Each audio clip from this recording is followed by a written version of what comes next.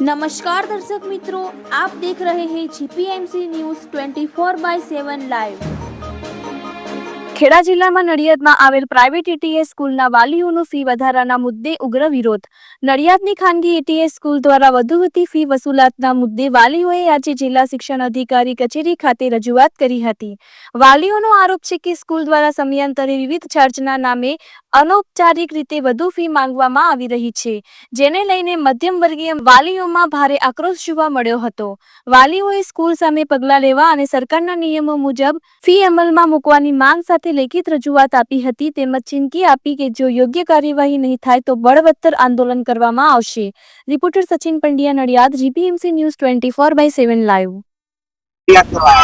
ATS સ્કૂલમાં અમારા બાળકો ભણે છે। અમારી ફરિયાદ એટલી જ છે કે જે આઈ કાર્ડ, સપ્લિમેન્ટરી અને અધર એક્ટિવિટીઝના નામે જે ફી, જે પૈસા ભરવા માટે કહેવામાં આવે છે, એ ખરેખર વધારો છે એક જાતનો। તો એ ઓછું કરી આપે, કારણ કે અમે જે નોમિનલ જે મંથલી ફી છે એની અંદર તો એમણે જે વધારો કરેલો છે એ તો અમે આપીએ જ છે, એમાં અમે કોઈ ઓબ્જેક્શન ઉઠાવ્યું નથી। ગવર્મેન્ટના રૂલના હિસાબથી જે 10% છે એના હિસાબથી અમારાથી વચ્ચે ના બોલી શકાય, સ્વાભાવિક છે। પણ આ તો આટલી ફી આઈ કાર્ડ અને સપ્લિમેન્ટરીઝ ને બધામાં આટલી બધી કોઈ સ્કૂલમાં નથી।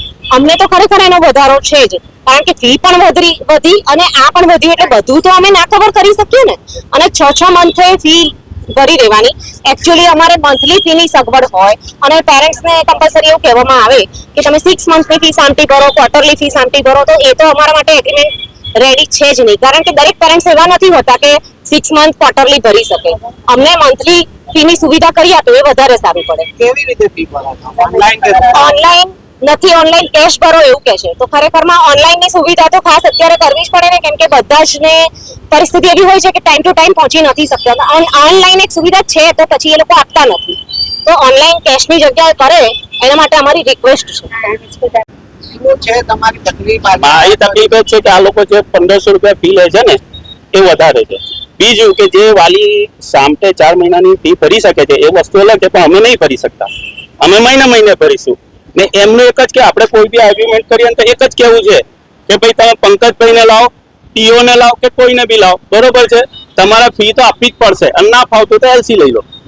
બીજું કે એક ક્લાસમાં 50 જણ કરી દીધા છે, બરોબર છે। હવે પાછળવાળા છોકરાને તો કશું દેખાતું નહીં, આપણે કશું બી રિક્વેસ્ટ કરવા જઈએ તો એક જ વાત, એલસી લઈ લો। તો અમારે કોને કહેવાનું? તમે આજે કોને ફરિયાદ કરવા આવ્યા? અમે ડીઓ ઓફિસમાં ફરિયાદ કરવા આવ્યા છે। શું રજૂઆત કરી? એ જ રજૂઆત જે લિખિતમાં કરી છે એ જ રજૂઆત કરીશું।